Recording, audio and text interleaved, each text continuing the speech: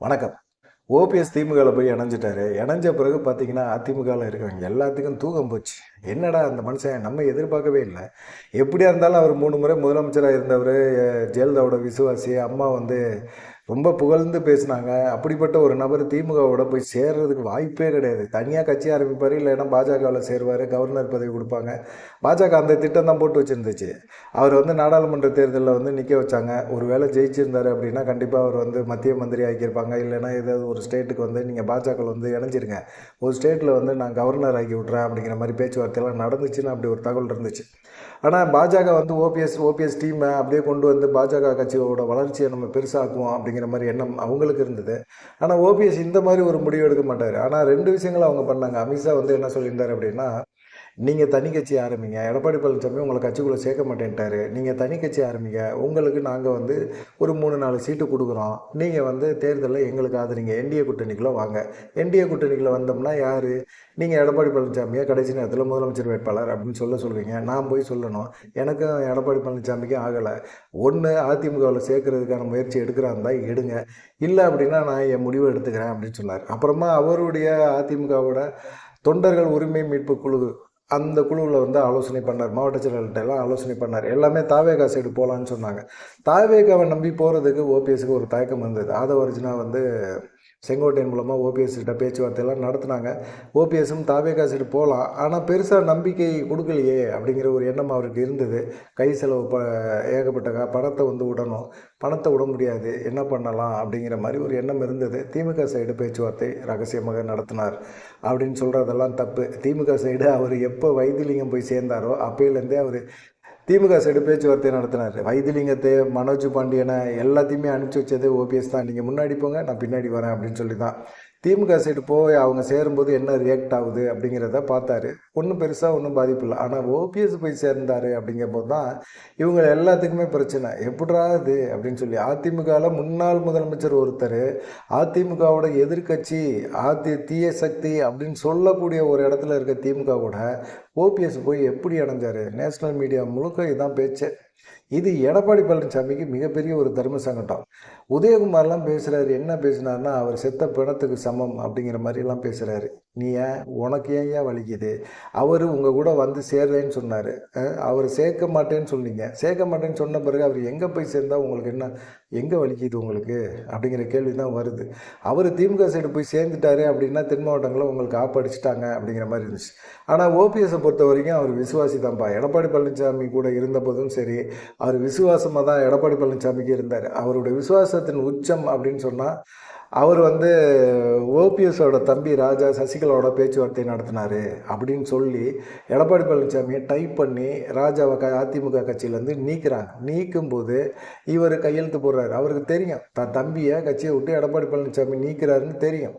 தெரிஞ்சுமே அவர் கையெழுத்து போடுறாரு.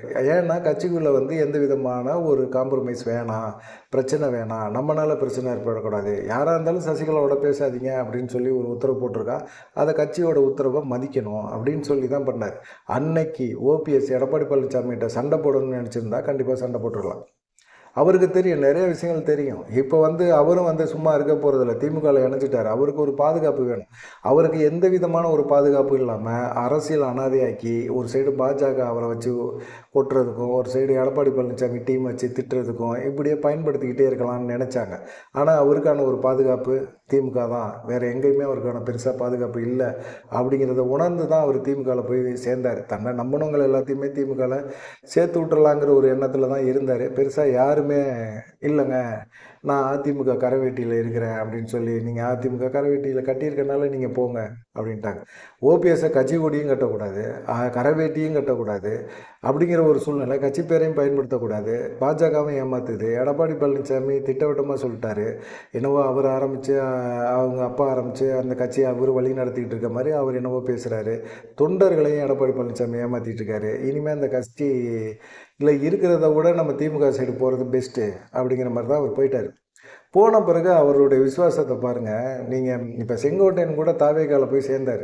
தாவேகால சேர்ந்த பிறகு உடனே டக்குன்னு என்ன செஞ்சார், அப்படியே ஜெயலலிதா படத்தை எடுத்து வச்சுட்டு விஜய் படத்தை வைக்கல. அவருக்கு வந்து எனக்கு ஜெயலலிதாவை பிடிக்கும், அம்மானால தான் இவ்வளோ தூரம் வளர்ந்தேன் அப்படின்னு சொல்லிட்டு அவர் டக்குன்னு ஜெயலலிதா படத்தையே வச்சுருக்காரு. விஜயும் பெருந்தன்மையாக விட்டுட்டார். ஆனால் ஓபிஎஸ் மட்டும் என்ன செஞ்சார் அப்படின்னா, திமுகவில் போய் இணைஞ்சார்.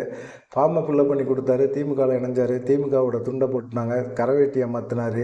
வெளியே வந்தார். காரில் ஜெயலலிதா படம் இருந்துச்சு. அந்த ஜெயலலிதா படத்தை எடுத்துகிட்டு ஸ்டாலின் படத்தை வச்சுட்டார். போதும், அவ்வளோதான். இனிமேல் ஜெயலலிதாவுக்கு அதிமுகவிலே மதிப்பு இல்லை. நம்ம வந்து ஜெயலலிதாவை தூக்கிட்டு சுற்றுறனால நமக்கு உள்ளே வந்து என்ன, திமுகவில் வந்து இணைஞ்சிட்டாரு. பார்த்தீங்களா, அவர் இன்னும் அதிமுக விசுவாசியாக இருக்கிறாரு, அதிமுகவோட நினைப்பிலே இருக்கிறாரு அப்படிங்கிற ஒரு எண்ணம் அவர் மைண்டில்.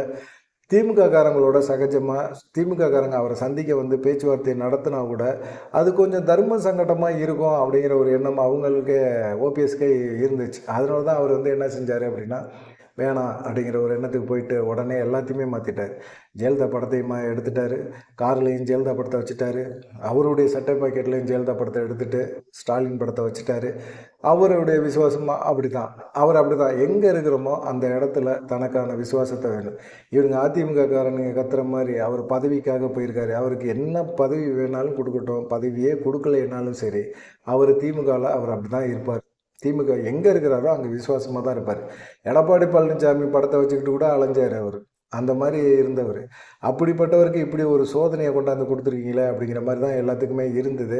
கடந்த கால அரசியல் எல்லாத்தையுமே நான் மறக்க நினைக்கிறேன் அப்படிங்கிற மாதிரி நினச்சிட்டு இப்போ திமுகவில் அவர் புது மனுஷனாக அப்படியே திமுகவில் இருக்கிறார். சரி, இந்த திமுகவில் இருக்கிற இந்த விஷயத்தில் ஜெயலலிதா படத்தை கார்லையும் மாற்றினார், சட்டப்பையிலையும் மாற்றினார்.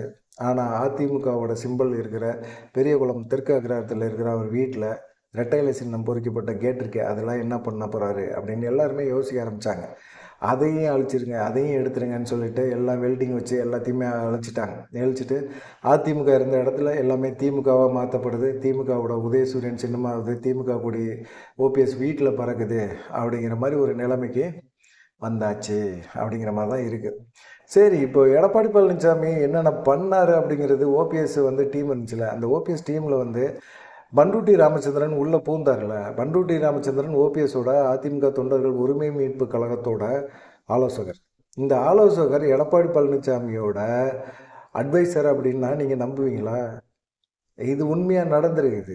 இது எப்படின்னா, எடப்பாடி பழனிசாமி பண்டூட்டி ராமச்சந்திரனை வச்சு ஓபிஎஸை செயல்பாடுகளை கண்காணிச்சிருக்காரு, கண்ட்ரோல் பண்ணியிருக்காரு அப்படிங்கிற மாதிரி ஒரு விஷயம் வந்து இப்போ தெரிய வந்திருக்கு. என்ன காரணம் அப்படின்னு பார்த்தீங்கன்னா, தனி கட்சி ஆரம்பிங்க அப்படின்னு சொல்லி ஓபிஎஸை வந்து ரொம்ப ட்விஸ்ட் பண்ணிக்கிட்டே இருந்தார்.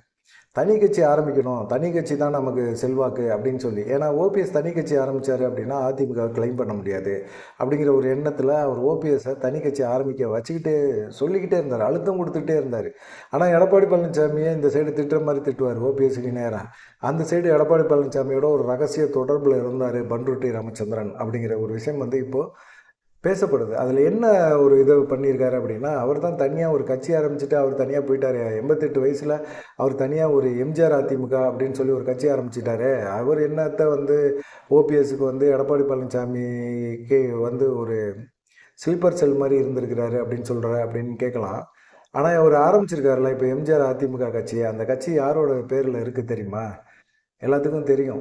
ஓரளவுக்கு எல்லாத்துக்கும் கொஞ்சம் அதிமுக உன்னிப்பாக கவனிக்கிறவங்களுக்கு தெரிஞ்சிருக்கும். நம்ம எடப்பாடி பழனிசாமிக்கு ரொம்ப நெருங்கின உறவினர், அது இல்லாமல் தலைமை நீதிபதியாக இருந்தவர். அவர் தான் இந்த கட்சியை வந்து பதிவு பண்ணி வச்சுருந்துருக்கிறார். இந்த கட்சியை பதிவு பண்ணி வச்சுருந்துருக்கிறார். தேர்தல் ஆணையம் வந்து அதை அங்கீகரிக்காமல் இருந்தது. இப்போ பிப்ரவரி 17ஆம் தேதி தான் அந்த கட்சியை வந்து அங்கீகரிச்சிருக்காங்க. அங்கீகரிக்க முன்னாடி ஏன் தேர்தல் ஆணையம் அங்கீகரிக்க மாட்டேங்குது அப்படின்னு சொல்லிட்டு டெல்லி நீதிமன்றத்தில் வந்து இந்த எடப்பாடி பழனிசாமியோட தலைமை ஆதரவு நீதிபதி அவர் தான் வந்து பார்த்திங்கன்னா ஓபிஎஸ்க்கு எதிரான சட்ட போராட்டங்கள் எல்லாமே வந்து அவர் நியமித்த நீதிபதிகள் தான் வந்து நிறைய பேர் இருக்கிறாங்க. அவங்கள்ட்ட சொல்லி ஓபிஎஸ்க்கு எதிராக தீர்ப்பு வர மாதிரியெல்லாம் பார்த்துக்கிட்டு வரும். இப்போ அவரும் ஒரு கட்சியை பதிவு பண்ணி வச்சுருந்தார். எதுக்கு பதிவு பண்ணி வச்சுருந்தாருன்னே தெரியாது. எம்ஜிஆர் அதிமுக அவர் பேரில் தான் இருக்குது. இன்னமும் இருக்குது. அந்த கட்சியை தான் வந்து பண்ருட்டி ராமச்சந்திரன் வெளியே வந்து அவர் வந்து ஆரம்பிச்சிருக்காரு. எதுக்கு ஆரம்பித்தார், ஏன் ஆரம்பிச்சாருன்னு தெரியல. நாங்கள் தேர்தலெல்லாம் போட்டி போட போகிறோம்ல, சமூக நல்லிணக்கத்துக்காக நாங்கள் கட்சி ஆரம்பிச்சிருக்கோம் அப்படின்னு சொல்கிறாரு. ஆனால் தாவேகா சைடு போயிருக்கிறாரு. விஜயும் கொஞ்சம் உஷாராக இருக்கணும் பண்ருட்டிட்ட அப்படின்னு தெரியுது. ஏன்னா தாவேகால என்ன நடக்குது, இவர் ஆதரவு கொடுக்குறாருன்னு அவர் கூப்பிட்டு பனையூரில் உட்கார வச்சிங்கன்னா கண்டிப்பாக வந்து அங்கே என்ன நடக்குது அப்படிங்கிறத எடப்பாடி பழனிசாமிக்கு ரூட்டை போட்டு கொடுத்துருவாரு அப்படிங்கிறது எல்லாத்துக்கும் ஒரு பயம் வந்துக்கிட்டே இருக்குது. பார்க்கலாம், இந்த மாதிரி ஒரு இதை பண்ணிகிட்ருக்காங்க. சரி, இவர் மட்டும்தான் இப்படி கட்சியை பண்ருட்டி ராமச்சந்திரன் தான் இப்படி பண்ணி வச்சுருக்காரா அப்படின்னு பார்த்தீங்கன்னா, ராமதாஸும் அப்படி தான் இருக்கிறாரு. பிரச்சனை அவருக்குமே இருக்குது. பாஜக வந்து அன்புமணிக்கு தான் வந்து பாமக கொடுப்பாங்க, சின்னம் அப்புறம் கட்சி பேர் எல்லாத்தையும் கொடுப்பாங்க. ராமதாஸும் வந்து பார்த்திங்கன்னா ஐயா பாமக அப்படின்னு ஒரு கட்சியை பதிவு பண்ணி வச்சுருக்கிறாங்க. ஒரு நெருக்கடி வரும்போது தேர்தல் சமயத்தில் நம்ம ஏதாவது ஒன்று பண்ணணும் அப்படிங்கிற ஒரு முடிவு வந்துச்சுன்னா ஐயா பாமகவை களத்தில் இறக்கிற வேண்டியதான் அப்படிங்கிற மாதிரி இருக்காங்க. கண்டிப்பாக பாஜகவுக்கும் எடப்பாடி பழனிசாமிக்கும் எதிராக வந்து அவர் பிரச்சாரம் பண்ண போகிறாரு அப்படிங்கிறது தெளிவாக தெரியுது. அதே போல் வந்து பார்த்திங்கன்னா சசிகலாவும் வந்து ஏதாவது கட்சி கிடைக்குமான்னு பார்க்குறாங்க. ஏன்னு கேட்டிங்கன்னா, அவங்க கொடியை அறிவிச்சிட்டாங்க, கொடியை காட்டிட்டாங்க, இதுதான் கொடி, எங்கள் கட்சி புது கட்சி ஆரம்பிக்க அப்புறம் இதுதான் எங்களுடைய கொடி அப்படின்னு சொல்லிட்டாங்க. கட்சி திவாகரன் கட்சி இருக்குது. ஆனால் அந்த கட்சி அண்ணா திராவிட கழகம், நல்ல பேர் தான். ஆனால் அந்த கட்சியை வந்து அவர் செயல்படுத்தாமல் விட்டுட்டார், அப்படியே முடக்கி போட்டார். தேர்தல் நம்ம அதை அங்கீகாரத்தை வந்து ரத்து பண்ணி வச்சுருக்கிறாங்க. இப்போது என்ன பண்ணுறதுன்னு அவங்களுக்கும் தெரியல. புதுசாக ஏதாவது கட்சி கிடைக்குமா அப்படிங்கிற மாதிரி, எம்ஜிஆர் பேர் உள்ள ஒரு கட்சி கிடைக்குமா அப்படிங்கிற மாதிரி ஒரு எண்ணத்தில் அவங்களுமே துளாவிக்கிட்டு இருக்காங்க. ஒருவேளை அந்த கட்சி பேர் கிடைச்சிதுன்னா வேறு ஒருத்தர் பேரில் இருக்க கட்சியை வாங்கி இவங்க வந்து அதை நடத்துறதுக்கான வாய்ப்புகள் அதிகமாக இருக்குது அப்படின்னு சொல்கிறாங்க. ஓபிஎஸ் கூட இருந்து பண்ருட்டி ராமச்சந்திரன் எடப்பாடி பழனிசாமிக்கு ஸ்லீப்பர் செல்லாக செயல்பட்டு கண்டிப்பாக எடப்பாடி பழனிசாமிக்கு ஆதரவாக செயல்பட்டு ஓபிஎஸ்ஸை காலி பண்ண நினச்சாரு. ஓபிஎஸ் திமுக சைடு போனோன்னே ஒட்டு மொத்தமாக எடப்பாடி டீமே வந்து புலம்ப ஆரம்பிச்சிட்ருக்கு. என்ன நடக்குது அப்படிங்கிறத பொறுத்திருந்து பார்ப்போம். நீங்கள் என்ன நினைக்கிறீங்க அப்படிங்கிற உங்களுடைய கருத்துக்களை மறக்காமல் கமெண்ட் பண்ணுங்கள். நன்றி, வணக்கம். தொடர்ந்து நம்ம சேனலை சப்ஸ்கிரைப் பண்ணி பாருங்கள்.